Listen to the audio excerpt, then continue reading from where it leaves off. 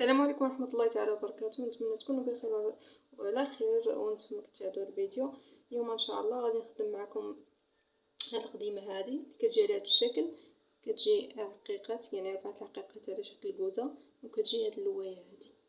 المهم غادي نبداو على بركه الله بلا ما نطول عليكم. نبداو في الشرح.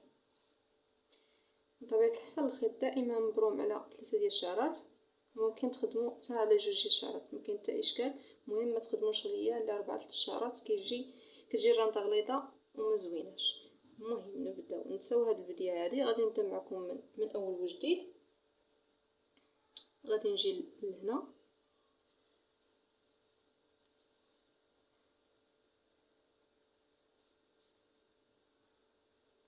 وغادي نثبت الخيط ديالي بهذه الطريقه، وغادي ندير هنا بناء الغرز. ضربت في الثوب وعاود ضربت مره اخرى في الثوب ونرجع. غادي نزول هذا الخيط ونرجع لكم.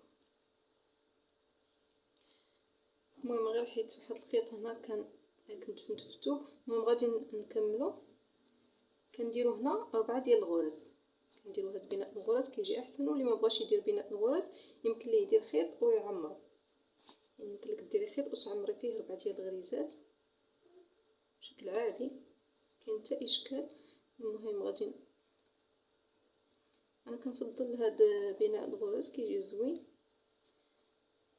داك الخيط كيترخى مع الوقت، كيترخى 1 2 3. المهم انا غادي نثبت الخدمه ديالي ونرجع لكم باش ما يجيش الفيديو طويل. المهم اخواتي انا رجعت لكم. كما كتشوفوا انا ثبت الخيط ديالي وعاود ضربت هنا في الثوب ورجعت. غادي نضرب هنا في الثوب بهذه الطريقه. نحاول نبين لكم.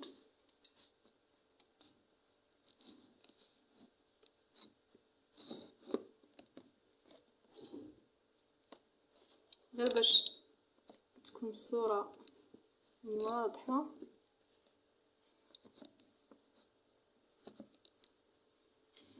المهم دابا غادي نبداو في الطريقه.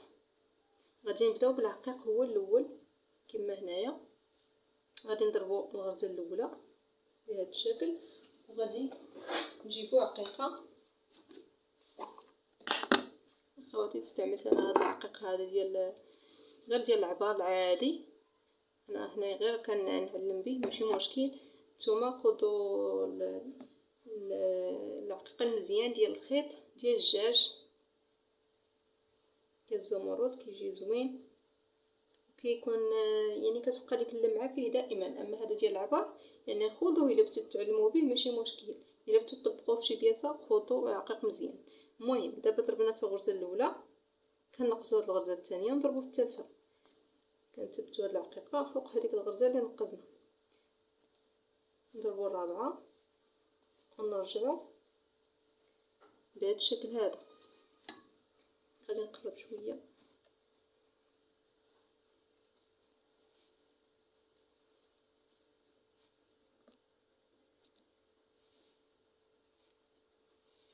درت في الثوب، نرجع في هاد الغريزه، نرجع بين العقيقه غرزه وبين الجهه الاخرى ديال العقيقه غرزه. هي 3 الغرزات. واحد الغريزه كتكون عندنا هنا في الجنب هي 4. نضرب في الثوب نرجع.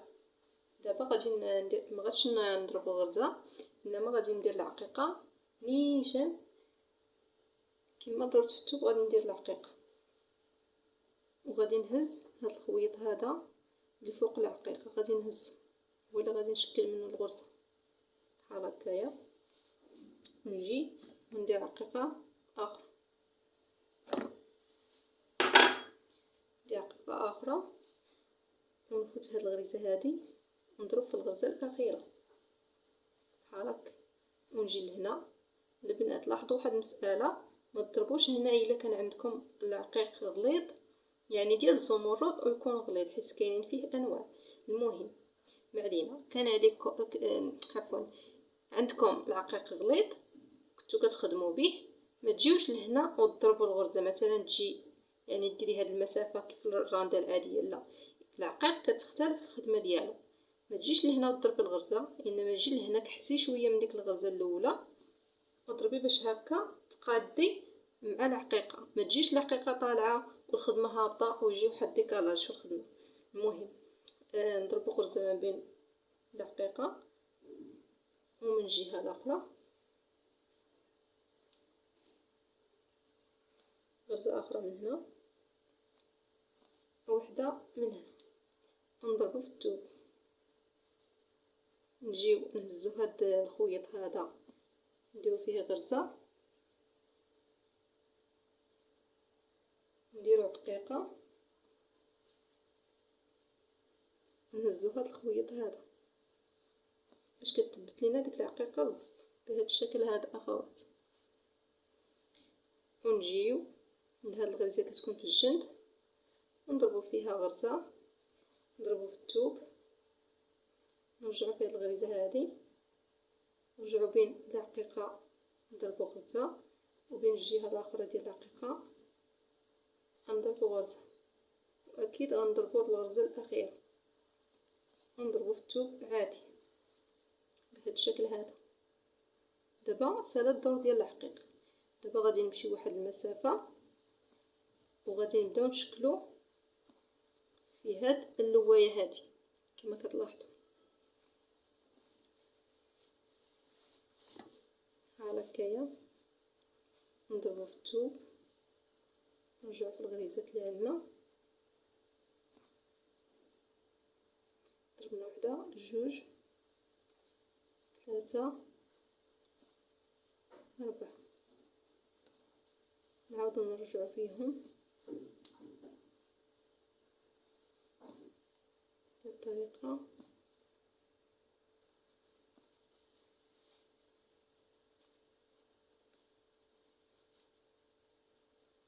نعاود نرجع باش تكون واحد المسافه بين اللوايه، واحد مثلا جوج سطور. هنا غادي نحيد هذا الخيط هذا. الا كنتو الخيط قرب يتسالى لكم وصلتوا لهاد اللوايه، من الاحسن تحيدوه ديروا خيط اخر هكا باش ما يتقاداش لكم وسط اللوايه يعني هي كاينه حيله باش يعني الا تقاد الخيط وسط اللوايه تخدمي عليه، ولكن من الاحسن تفاداو هذا المشكل هذا وتبدلوا الخيط ديالكم. كنجيو وكنضربوا الغرزه الاولى، الثانيه، الثالثه، الرابعه،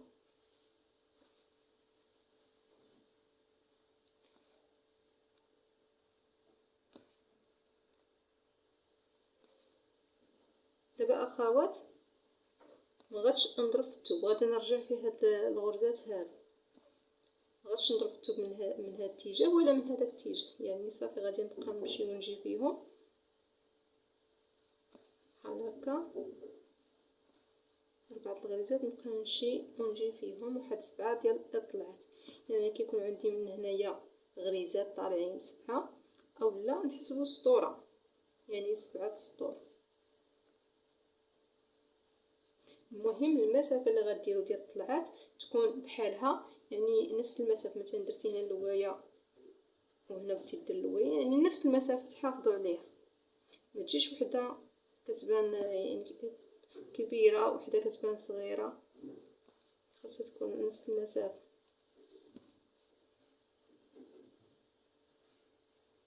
المهم اخوات خليكم مع الفيديو، انا غادي نطلع هاد اللوايه ونحاول نزرب لكم الفيديو باش ما يجيش الفيديو طويل.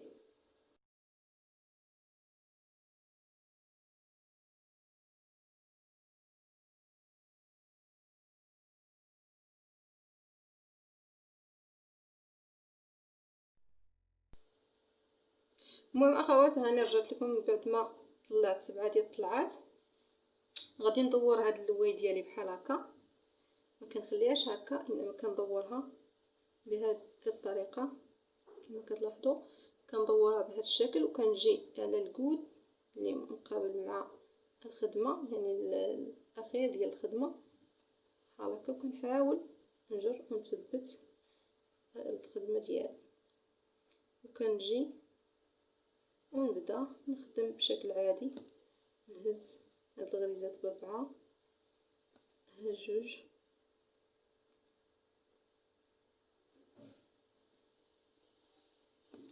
هاد 3. رجعت ليا البلون الخيط ماشي مشكل، المهم ها 3 ها 4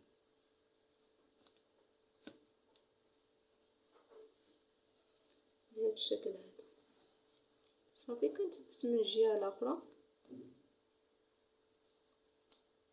ونكمل.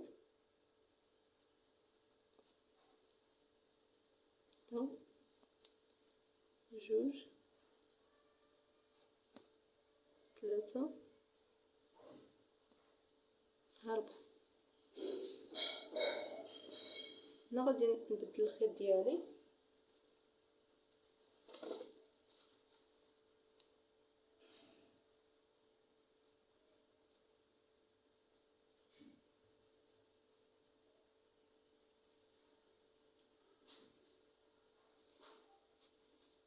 نجي البلاصه فين دفنت الخيط كنركب الخيط جديد.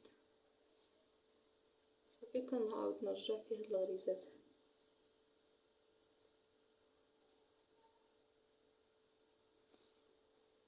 جوج 3 4.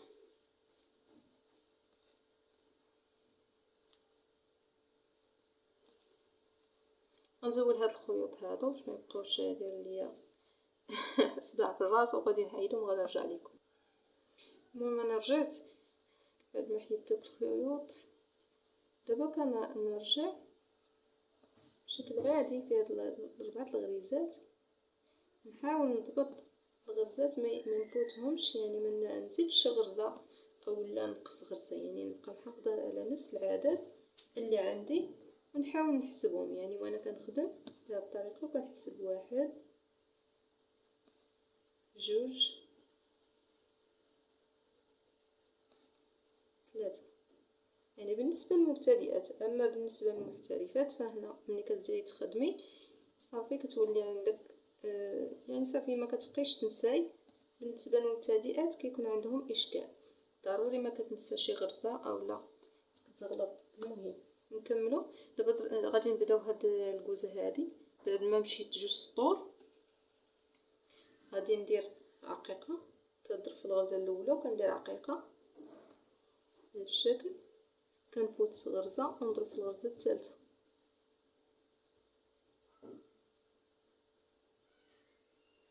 كنحاول نثبتها باش نشد البلاصه ديالها بهذا الشكل، ونضرب في الغرزه الاخرى، نضرب جا الخيط عندي باش ما تجيش خدمه مخيه. نضرب بين العقيقه غرزه وبين العقيقه من الجهه الاخرى غرزه، نضرب واحد الغرزه كتكون عندي هنا في الجنب، نضرب في الثوب. دابا هنا ما كنضربش في هنايا، ما كنضربش هاد الغرزه هذه، ما كنضربهاش، انما كنجي ندير العقيقه ديالي نيشان وكنفوتها وكنهز هاد الخويط. الا كيبان لكم الخويط اللي فوق العقيقه هو اللي كنهز وكنضرب فيه غرزه بهاد الطريقه، وكنجيب عقيقه ثالثه وكنفوت هاد الغرزه ونضرب فيه الغرزه الاخيره، نضرب في الثوب، نجي بين العقيقه نضرب غرزه، ومن هاد الاتجاه العقيقه الاخرى نفس الشكل، ونضرب في الثوب، نهز هاد الخيط هذا نضرب فيه غرزه ونهز عقيقه باش نكمل 4 ديال العقيقات اللي كيكونوا عندي على شكل بوزه. نضرب فيهم بهذه الطريقه، نضرب هاد الغرزات اللي كتكون عندي في الجنب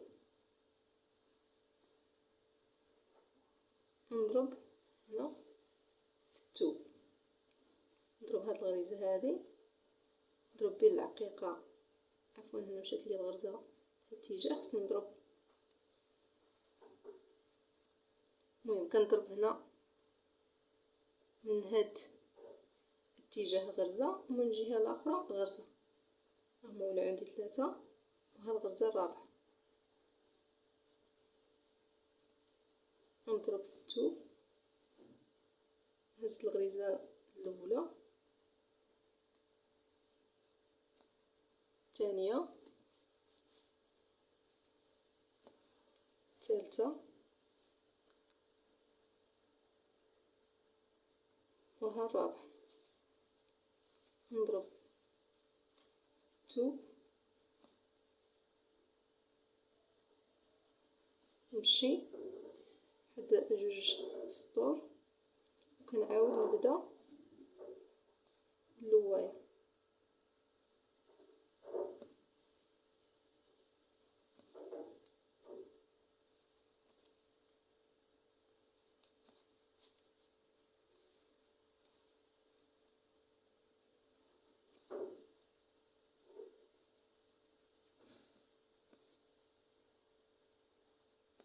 ثالثة، رابعة. دابا ما كنضربش الثوب، كنرجع في هاد الغريزات،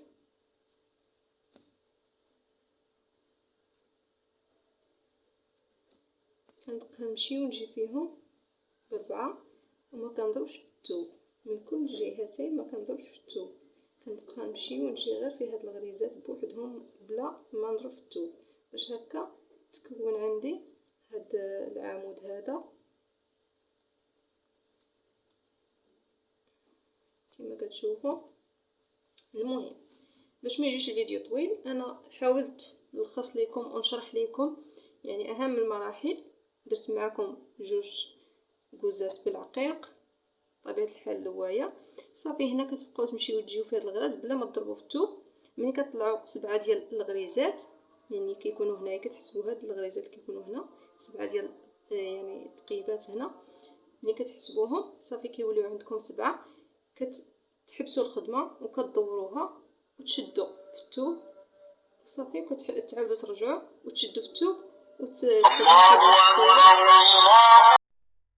صافي اخواتي كتخدموا واحد 2 سطوره، من بعد كتبداو تشكلوا عاوتاني في هاد العقيقات هادو. نتمنى يكون الشرح واضح وتكونوا استفدتوا معايا في هذا الفيديو هذا، وما تنساوش لي جيم ديالكم باش هكا الفيديو يشوفوه بزاف ديال الناس ويستافدوا بزاف ديال البنات. المهم تبقوا على خير، الفيديو الجاي ان شاء الله.